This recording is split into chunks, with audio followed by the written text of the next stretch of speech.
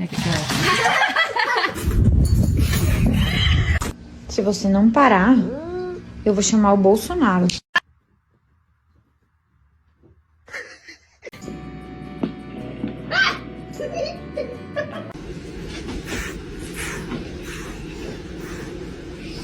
You keep biting me like that, I will not play with you.